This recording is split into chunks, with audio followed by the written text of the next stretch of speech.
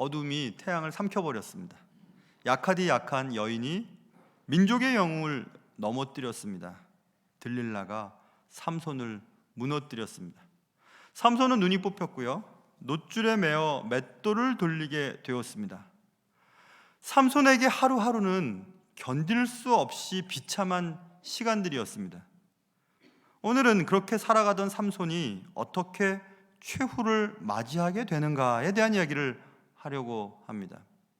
인생의 마지막 모습은 그가 평소에 어떻게 살아왔는지를 보여주곤 합니다.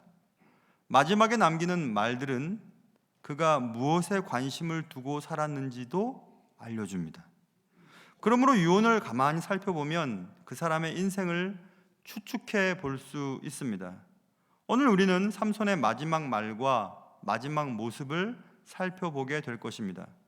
삼손의 최후의 모습을 통해 우리가 무엇을 깨닫고 어떻게 살며 죽음을 준비해야 될지를 다짐하는 시간 될 수 있기를 주님의 이름으로 축원합니다. 자, 오늘 본문 말씀은 블레셋 사람들이 잔치를 여는 것에서부터 시작이 됩니다. 그리고 그 잔치에 삼손을 불러다가 제주를 부리게 하자라고 하는 말이 기록으로 남아 있습니다. 블레셋 사람들은 삼손을 붙잡게 된 것에 대해 자신의 신에게 감사했습니다. 23절에 써 있죠. 우리의 신이 우리 원수 삼손을 우리 손에 넘겨주었다 하고 다 모여 그들의 신 다곤에게 큰 제사를 드리고 즐거워하였다, 이렇게 써 있습니다. 블레셋 사람들은 분명히 믿었습니다. 자신들의 원수인 삼손을 잡게 해준 것은 자신들이 섬기는 신 다곤의 힘이었다고 얘기했습니다. 정말 다곤 신의 힘 때문에 삼손이 지금 붙들려 있을까요? 아닙니다. 우리는 잘 알고 있죠. 다곤 신이 힘을 쓴 게 아니라 하나님이 힘쓰시기를 이제 멈추셨기 때문에 그랬습니다. 하나님의 부재하심이 삼손을 이 지경 되게 하였다는 것을 여러분 기억해야 합니다. 여러분, 하나님이 임재하신 인생 가운데 하나님의 영이 떠나면 다른 것들이 들어와요. 예수님께서도 그런 말씀하셨잖아요. 그러니 우리가 하나님의 자리에 하나님을 모시다가 하나님의 자리에 돈, 명예 뭐 이런 것들 자꾸 세워놓으면 그것들이 우리를 지배하게 됩니다. 그래, 다곤 신이 삼손을 붙잡은 게 아니고 붙잡을 수 있도록 한 게 아니고 하나님이 삼손을 떠나셨기 때문에 그랬다는 것을 우리는 꼭 기억해야만 할 것입니다. 한껏 기분이 들떠있던 블레셋 사람들은 그들이 섬기던 신 다곤에게 큰 제사를 드리게 되었다, 이렇게 돼 있죠. 그들의 제사는 술 마시고 노래하고 춤추는 그런 것이었습니다. 여기서 다곤 신, 다곤은 바알의 아버지로 여기는 신이에요. 오래된 신이죠. 그래서 다곤 신이 뭐 하는 신인가? 다곤이라고 하는 단어의 어원을 살펴보면 알 수 있는데요, 다곤은 다그 혹은 다간이라고 하는 단어에서 왔다고 추측합니다. 다그는 물고기거든요. 그러니까 해안 국가를 형성했던 블레셋 사람들이 물고기를 신으로 여겼다는 것을 알 수 있어요. 그래서 다곤 신상이 가끔씩 고고학적인 발견으로 발견되는데, 사람의 머리 위로부터 물고기 입이 이렇게 딱 있고 물고기가 쭉 이렇게 길게 내려뜨려 있어요. 그게 다곤 신상이에요. 그래서 물고기 신이 맞구나 이렇게 추측하기도 하고, 아니야, 다그가 아니라 다간에서 왔다. 그래서 다간은 곡물이라는 뜻이거든요. 그러니까 농경지 사회에서의 농작물의 번성함을 바라는 다곤 신은 농작물의 신이다, 번성의 신이다, 풍작의 신이라, 농경신이다, 이렇게 얘기들도 합니다. 그런데 성경에서 우리가 추측해 볼 수 있는 것이 있는데, 여러분, 그 다곤 신이 훗날의 아수르 제국, 아수르의 주신이거든요. 그런데 아수르가 다곤 신을 섬겼을 때, 물고기 신이라고 그랬죠. 그때 아수르의 수도였던 니느웨에게 복음을 전하라고 했던 일이 있었죠. 요나가 여차여차해서 물고기를 타고 니느웨 가죠. 아마 홍해 지류의 어떤 물길을 따라서 홍해 바다 밑으로 나와서 페르시아 만으로 해서 이렇게 티그리스 강 지류를 통해서 아마 티그리스 강에 있었던 니느웨까지 갔던 것 같아요. 아니면 위로 돌았을 수도 있겠지만은 한참을. 그래서 니느웨 사람들이 물고기에서 나온 요나의 말을 들었을 때 더 경외감을 느꼈을 수도 있다라고 하는 추측을 갖습니다. 학자들이. 그럴 수도 있을 것 같아요. 그렇죠? 물고기가 내뱉은 데 사람이 나왔는데 그 사람이 전하는 말을 안 들을 수가 있어야죠. 그렇게 보는 학자들도 있습니다. 어찌됐든 그런 다곤 신에게 감사하면서 제사를 드리게 되었다. 블레셋 사람들은 한참을 먹고 마시고 즐거워하였다. 여러분, 우리가 죄를 지으면 우리의 원수들이 즐거워합니다. 삼손이 죄를 짓고 붙잡혔더니 그의 원수였던 블레셋 사람들이 즐거워하고 기뻐했다고 말하고 있잖아요. 그러니 여러분과 저도 사단, 이 세상을 통치하는 이 세상의 권세 잡은 자를 즐겁게 하려면 죄 지으면 됩니다. 그리고 죄를 회개하면 하나님이 즐거워하세요. 우리는 선택하며 살아야 되는 것입니다. 그런데 이제 한참을 즐겁게 먹고 마시고 즐거워하다고 하다가 누가 제안을 하게 됩니다. 어떤 사람이 얘기해요. 그들의 마음이 즐거울 때 25절 삼손을 불러다가 우리를 위하여 제주를 부리게 하자, 이렇게 제안을 하게 됩니다. 그래서 이제 삼손이 끌려 나와서 제주를 부리게 되었다, 이렇게 성경은 쓰여 있습니다. 이 본문을 통해서 처음 궁금했던 것은 삼손이 어떤 제주를 부렸을까, 이게 궁금했어요. 그리고 또 블레셋 사람들은 삼손에게 어떻게 제주를 부리게 했을까, 곰 같은 제주를 부렸을까, 이런 생각을 했습니다. 그런데 신학을 공부하면서 이 구절이 제주를 부렸다는 뜻이 아니라 직역하면 웃게 만들었다는 뜻이거든요. 어떤 대상을 희롱하고 조롱하면서 내가 웃었습니다. 그걸 말하는 거예요. 삼손에게 그렇게 했다는 것입니다. 누가복음 22장에 보면 예수 그리스도께서 십자가에 달리실 때에 병사들이 희롱하고 욕하고 때리고 하는 장면이 나옵니다. 그러면서 그 중에 하나는 예수님의 눈을 가리고 때립니다. 그리고 누가 때렸는지 맞춰봐, 네가 선지자라며, 이런 얘기가 누가복음 22장에 나오거든요. 그런 거예요. 그래서 삼손을 희롱하고 조롱하고 욕하고 때리면서 자기들이 즐거워하는 것입니다. 뭐 불로 지졌는지 꼬챙이로 찔렀는지 뭔지 모르겠지만 아무튼 삼손의 그런 반응을 통해서 자신들이 즐거워하였다라는 것을 알 수 있습니다. 이 본문을 통해서 저는 아까 말씀드린 것처럼 어떤 제주를 부렸을까, 또 어떻게 제주 부리게 했을까라는 것을 맨 처음에 생각했다가 요즘에는 참 사람이 악하구나, 이런 생각을 하게 됐습니다. 여러분, 생눈이 지금 뽑혔어요. 그리고 노줄에 매여 있습니다. 먹을 걸 제대로 줬겠습니까? 그런 삼손을 또 조롱하고 희롱하고 힘들게 하면서 자신들이 웃고 있습니다. 그렇게 사람이 악해요. 사람이 그렇게 악할 수가 있습니다. 다른 사람을 괴롭히면서 자신이 즐거워할 수 있는 그런 일을 할 수 있는 존재가 누구냐면 인간입니다. 누군가 힘이 들어요. 그래서 힘이 든 사람에게 가서 위로해 준다고 하지만 사실 우리들의 마음속에는 저 사람처럼 고통받지 않고 저 사람처럼 힘들지 않고 저 사람처럼 괴롭지 않은 내가 다행이다라는 정도의 생각을 하게 되어 있습니다. 그런데 이제 블레셋 사람들은 삼손의 그런 괴로운 모습들을 보면서 즐거워했다고 성경은 말해주고 있습니다. 예전에 삼손이 어떤 사람이었습니까? 여우 300마리를 잡고 그 꼬리에 불을 붙여서 원수들을 무찌른 영웅이었습니다. 원수들의 성문을 통째로 뽑아서 어깨에 메고 산을 오르던 힘센 용사였습니다. 나귀 턱뼈로 1000여 명을 쓰러뜨렸던 멋진 전사였습니다. 그러나 지금은 삼손은 눈이 뽑혔고 노줄에 매여 있고 맷돌을 돌리는 노예였습니다. 사람들 앞에서 제주나 부리는 블레셋의 놀이개가 되었습니다. 이처럼 사람의 처지는 하루아침에 달라질 수 있습니다. 언제 달라지는가? 하나님의 사람이 언제 인생이 달라지는가? 하나님이 우리의 삶 속에서 떠나시면 그렇게 돼요. 하나님이 내 삶의 주인의 자리에서 떠나시면 하는 한순간 그렇게 달라질 수 있습니다. 하나님이 주신 것들을 귀하게 여기지 않고 주님이 싫어하시는 일을 하게 되면 언젠가 그런 일을 당하게 된다는 것입니다.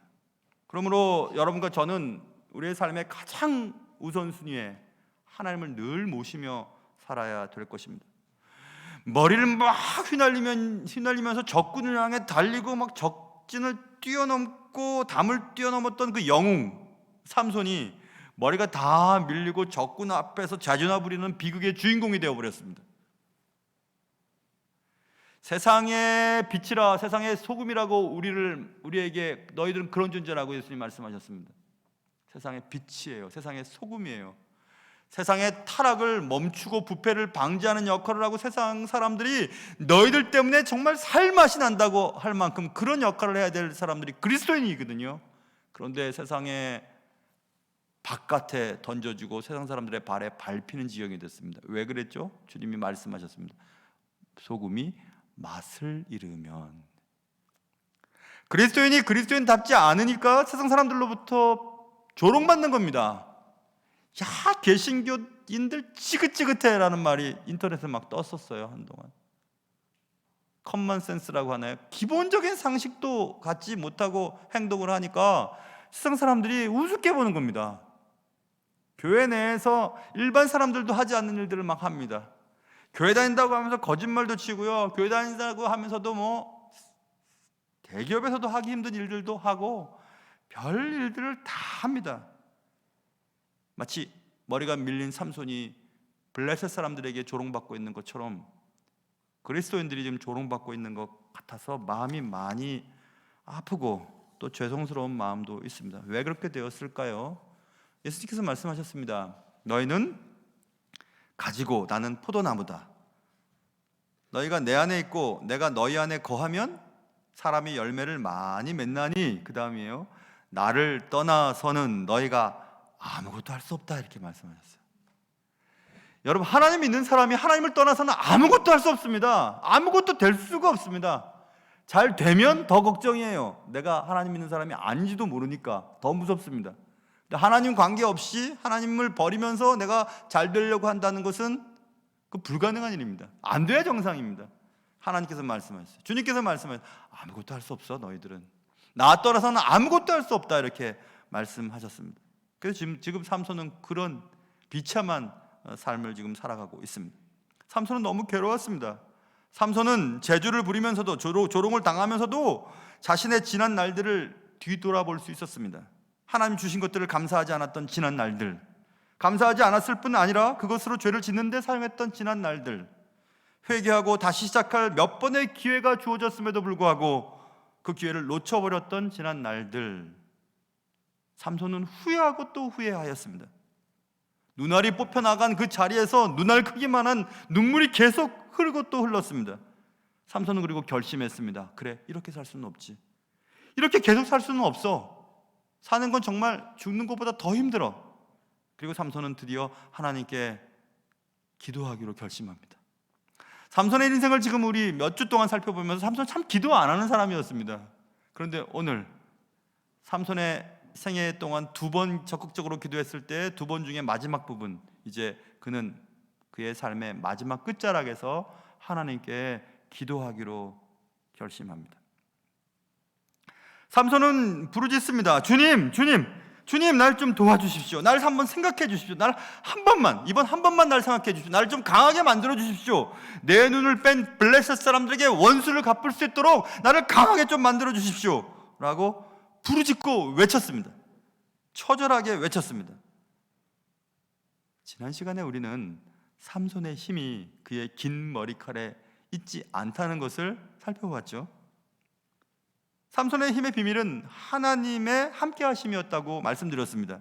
결국 삼손의 힘은 하나님이셨습니다. 오늘 본문은 그 사실을 다시 증명해주고 있습니다. 왜냐하면 지난 시간 마지막 절을 보면 마지막 절이 22절이거든요. 삼손이 붙잡히고 눈알이 뽑히고 맷돌을 갈 때 22절 보세요. 머리털이 밀린 후에 다시 자라기 시작하니라. 자라고 있었어요, 머리카락이. 여러분 한번 생각해 보세요. 블레셋 사람들이 삼손을 잡을 때 머리카락을 밀어서 삼손이 힘이 없을 때 잡았죠. 그러니 블레셋 사람들은 저거 머리카락 자라는 거 계속 지켜보라고 얘기 안 했겠어요? 계속 얘기했을 겁니다. 머리카락 자라면 끝장나니까. 그래서 근데 자랐다고 썼죠. 분명히 자라기 시작했다고 그랬죠. 자랐습니다. 이제 머리가 민 상태가 아니에요. 머리가 자라면 힘이 생겨야 되잖아요. 그런데 블레셋 사람들이 그걸 지켜보고 있었을 때 어떻게 자랐지? 가만히 생각해보면 하나님이 갑자기 자라게 하셨을까? 순식간에 말입니다. 홍해 바다가 순식간에 갈라졌듯이 갑자기 자라게 하셨을까? 근데 갑자기 자라게 했으면 블레셋 군인들이 몰랐을까 그걸? 어쨌든 자랐어요. 그럼 자랐는데도 여전히 블레셋 사람들의 놀잇개감으로 지금 재롱이나 부리고 있거든요. 그래서 삼손은 안 겁니다. 아, 머리카락이 힘이 아니구나. 머리카락 때문에 그런 게 아니구나. 하나님이 내 삶 속에서 떠나신 거였구나. 그것을 깨달은 겁니다. 그래서 삼손은 하나님께 힘을 달라고 기도한 겁니다. 만약 그렇지 않다면 머리가 자랐으면 기계적으로 당연히 힘이 생겨야 되잖아요. 머리가 자랐으니까, 머리가 자라기 시작했으니까, 머리털이 있으니까 힘이 생겨야 되잖아요. 근데 그렇게 되지 않았습니다. 그래서 삼손은 하나님께 기도한 거예요. 삼손은 삶의 끝자락에서 내 힘의 근원은 하나님이셨구나, 언약이었구나 라는 것을 깨닫게 되었던 것 같습니다. 그래서 삼손은 지금 기도하고 있습니다. 하나님, 한 번만 더 힘을 주십시오. 이 얘기를 하니까 그때 생각이 나네요. 지난번 사역하던 교회에서요, 되게 아팠어요. 머리가 막 서 있을 수가 없었어요. 학교에서 강의하다가 쓰러져 버렸어요. 그래서 한 2주 동안 강단에 서지도 못한 적이 있었습니다. 너무 지치고 힘들었던 것 같아요, 몸이. 침대에 누워있으면 파도가 심한 배 위에 탄 것처럼 도통 어떻게 할 수가 없었습니다. 눈을 감아도 흔들기 시작하고 도대체 서 있을 수도 없고 그런 적이 있어서 한 2주 동안 그랬었는데요. 그때 주님 앞에 침대에서 기도했던 적이 있었어요. 하나님, 한 번만 더 설교하게 해주세요. 한 번만. 그렇게 기도했던 적이 있는데 그 생각이 갑자기 나네요. 1, 2부 예배 때는 이 생각이 안 나는데 지금 설교하면서 그 생각이 났어요. 얼마나 처절했는지 몰라요. 하나님, 한 번만 더요. 한 번만 더 제대로 서서 설교할 수 있게 해주십시오. 기도했던 적이 있습니다. 삼손은 그보다 더 처절했겠죠. 하나님, 한 번만 힘을 주십시오. 한 번만요. 내 눈 뺀 저 원수들 좀 갚게요. 한 번만요. 이렇게 기도했습니다. 처절하게 기도했습니다. 삼손은 부르짖었습니다. 하나님께 기도하였습니다. 하나님, 힘 주십시오. 힘 주십시오. 여러분, 사람이 기도하는 것은 참 좋은 일입니다. 기도하기를 시작했다는 것은 이제 문제가 풀리기 시작했다는 것과 동일하거든요. 그 삼손이 기도하고 있죠. 기도는 좋지만 기도의 내용도 우리가 꼭 생각해 봐야 합니다. 삼손이 기도했죠. 힘 달라고 기도했죠. 좋은 일이죠. 그런데 그 힘은 원수를 갚기 위한 힘이었습니다. 복수하는 데 필요한 힘이었습니다. 여러분, 요즘에 기도하는 것이 돈이에요? 승진하는 것이에요? 학교 들어가는 거예요? 뭐예요? 근데 그게 무슨 목적 때문에 필요한 것입니까? 뭐 때문에 그게 여러분에게 있어야 되는 거죠? 죄 지으려고요? 자랑하려고요? 아니면 떵떵거리려고요? 뭐 때문에 그게 필요한 거죠? 그 기도의 내용도 살펴봐야 돼요. 그게 만약 자신을 위한 것이라면 그것은 이기적인 기도입니다. 삼손은 지금 이기적인 기도를 하고 있습니다. 하나님, 힘 주십시오. 그 힘을 가지고 복수 좀 하게요. 복수 좀 하고 싶습니다. 한번 힘 주십시오. 이렇게 기도하고 있습니다. 여러분과 제가 지금 필요로 하는 것, 그래서 그것을 달라고 기도하는 것, 그것이 무엇인지를 잘 생각해 보시고 그것이 왜 필요한지도 한번 생각해 보십시오. 그리고 기도하는 이유가 정당한지, 그리고 하나님이 그것을 들어주셔야만 하는 이유가 무엇인지, 그것 가지고 뭐 하려고 하는 건지 정확히 생각하시면서 기도할 수 있는 그런 지혜가 여러분에게 또 저에게 있기를 주님의 이름으로 축원합니다. 삼손의 기도는 이렇게 정말 매우 이기적인 기도였습니다.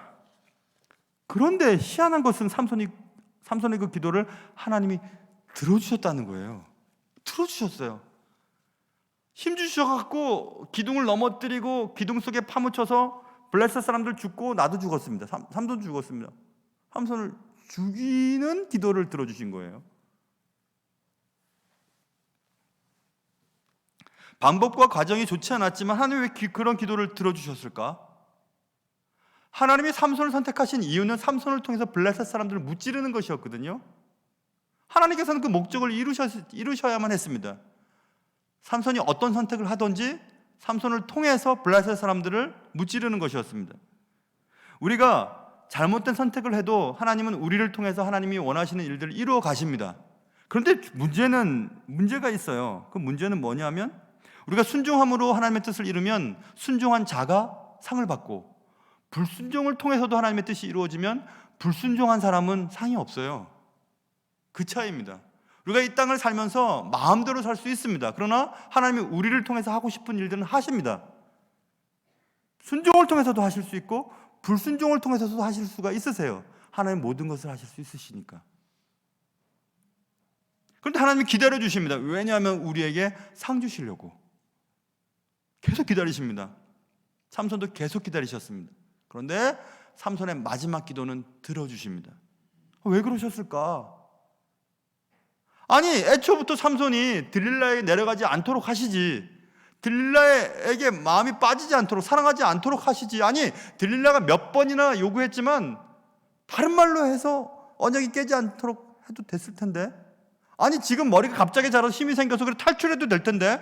탈출할 수도 있었잖아요. 근데 왜 하나님은 삼손의 기도를 들으시고 그 자리에서 죽게 하셨을까 하는 생각들을 해보게 되었습니다. 여러분, 우리는 대부분 죽음이 참 안 됐다고 생각해요. 나이가 젊어서 죽든 나이가 늙어서 죽든 죽음은 참 슬퍼요. 예수를 믿는 사람이든지 안 믿는 사람이든지 예수 믿고 돌아가셨지만 또 오래 사시다가 돌아가셨지만 잘 죽었다고 얘기하는 사람은 없습니다. 다 슬픈 거예요. 예수 안 믿는 사람들은 더하죠. 그게 우리의 마음속에 깔려 있습니다. 전제가 죽으면 안 된 거야. 더 살았어야 돼. 건강하게 살아야 돼. 될 수 있으면 오래 살아야 돼. 라는 것이 있어요.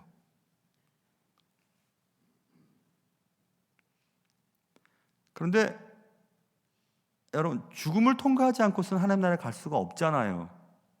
이 땅에서의 죽음은 하나님 나라에서의 삶의 시작이잖아요. 그러니까 예수를 제대로 믿고 천국에 대한 소망이 확실한 자에게는 죽음이 그리 겁나는 것은 아니라고 생각이 듭니다. 왜냐하면 이 땅은 타향이요, 하나님 나라는 우리의 본향이기 때문에 그렇습니다. 그 하나님께서 삼손을 본향으로 데려가신 거예요. 데려가셨습니다. 그렇게 생각하니까 하나님이 너무 멋진 분이라는 생각이 들었습니다. 왜 데려가셨을까? 아직도 할 일 많은 것처럼 보이는데. 삼손이 20년간 사사로 사역했다고 그랬는데 40년간 사역할 수도 있을 텐데 왜 데려가셨을까? 삼손이 더 죄 짓지 않게 하시려고, 하나님의 영광을 더 이상 가린 일이 없게 하시려고. 이 정도에서 데려가야 하나님 나라에 들어갈 수 있으니까. 그래서 하나님 참 멋지신 분이시구나. 그래서 삼손이 그렇게 죽었음에도 불구하고 히브리서 11장에서 믿음의 영의 반열에 딱 들어간 겁니다. 만약 더 살아서 더 죄 짓고 더 하나님의 뜻을 멀리 떠났다라면 어떻게 됐을까, 이런 생각을 해보았습니다. 그러니 여러분과 제 어차피 다 죽습니다. 다 죽게 되어 있습니다. 그러나 하나님의 영광을 가리지 않고 하나님의 영광을 드러내다가 가면 더 좋겠다, 이런 생각을 해보았습니다. 비록 삼손의 거듭된 실수로 상황이 매우 복잡하게 꼬여 있었습니다. 그럼에도 불구하고 하나님의 뜻은 이루어집니다. 왜냐하면 30절에서 삼손이 죽을 때 죽인 자가 살았을 때 죽인 자보다 더욱 많았더라 써 있습니다. 그 신전이 얼마나 컸는지 수많은 사람들이 모여 있었고 지붕에 앉은 사람만 3,000명이 넘었다고, 3,000명쯤 되었다고 성경은 말씀하고 있거든요. 근데 그게 무너져버려 다 죽어버렸습니다.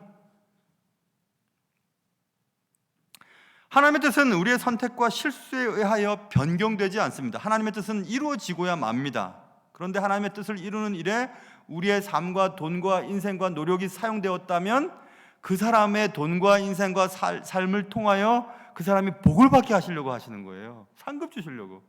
나 안 해도 하나님의 뜻은 이루어집니다. 나 못하겠어, 안 해도 괜찮습니다. 누군가를 통해서 하나님의 일은 이루어지시기 때문에 그래요. 하나님이 우리를 사용하고 계시다면 그것으로 감사하셔야 돼요. 지금 일할 수 있다는 사실에 감사하셔야 됩니다. 아직도 하나님께서 새로운 생명을 연장시켜 주셨다는 사실에 또 한 번의 기회를 주신 것에 대해서 감사하셔야 되는 것입니다.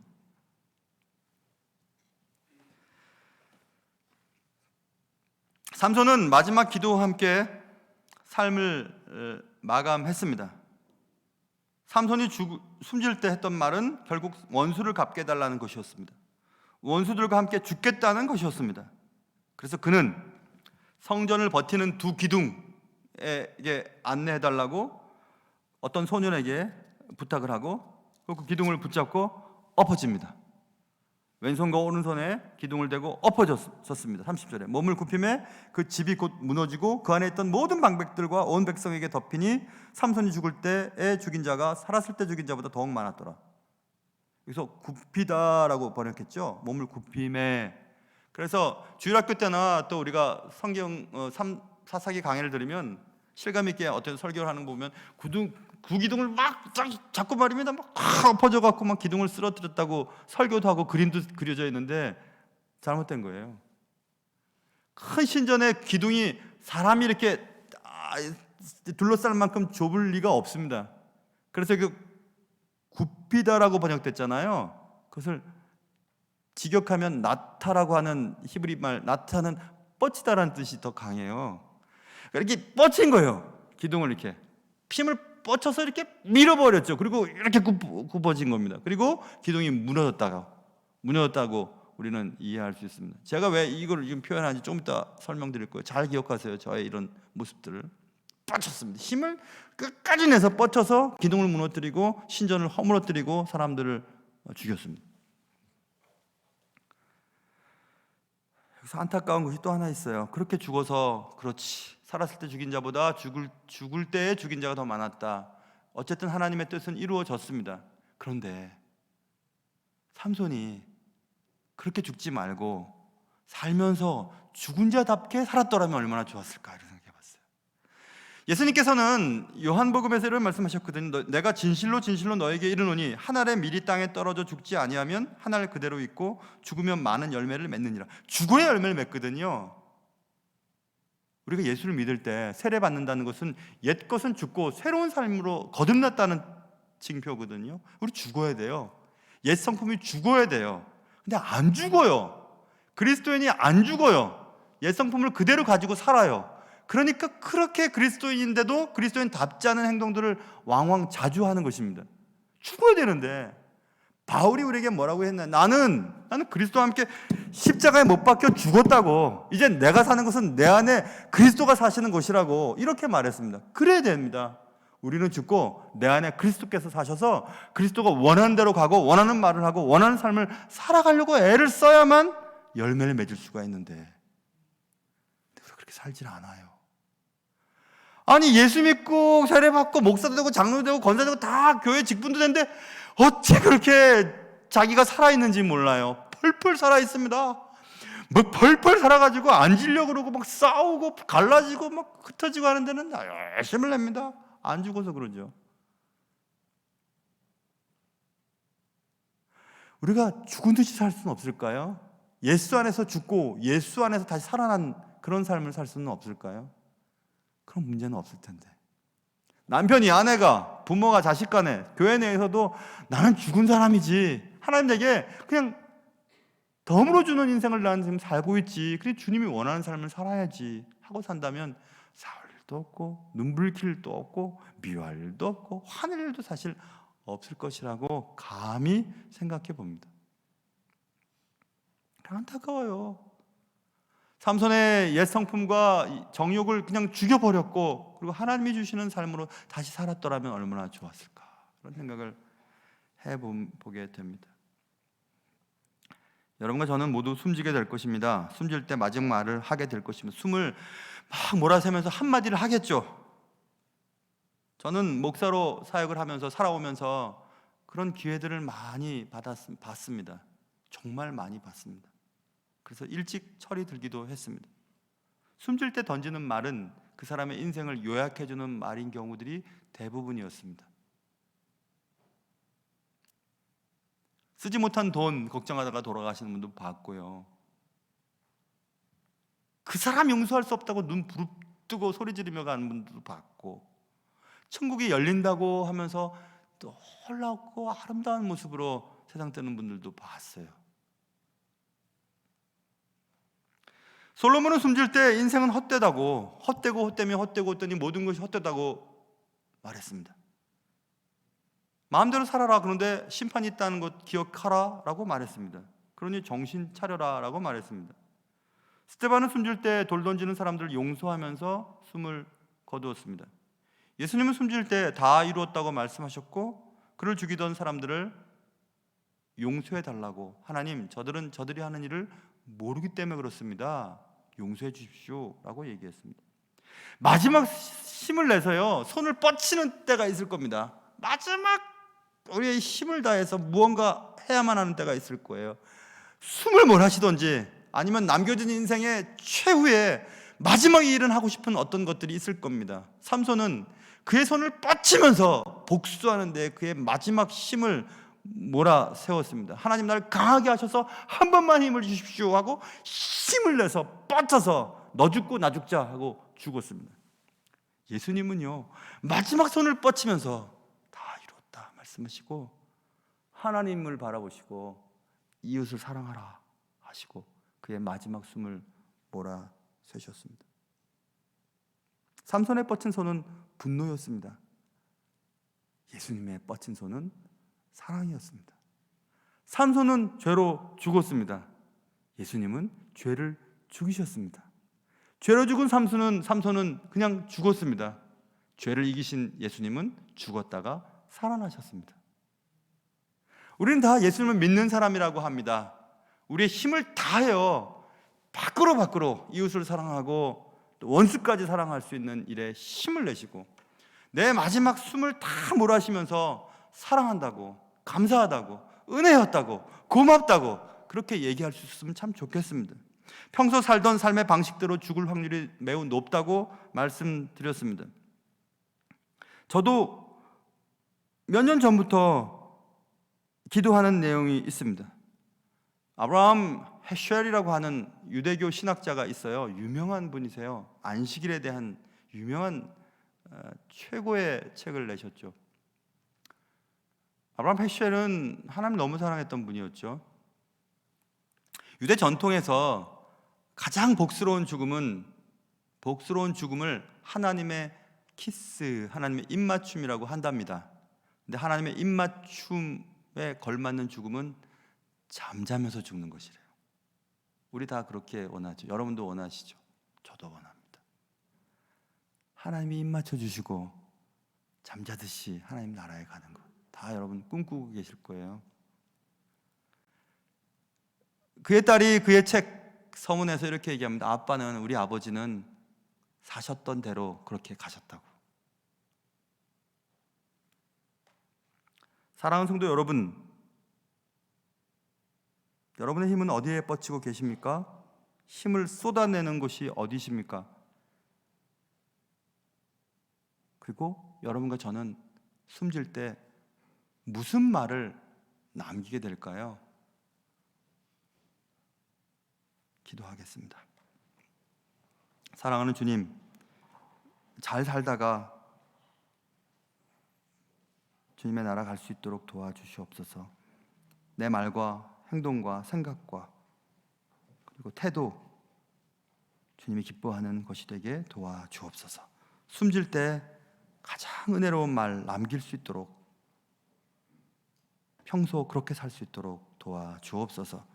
예수님의 이름으로 기도합니다. 아멘.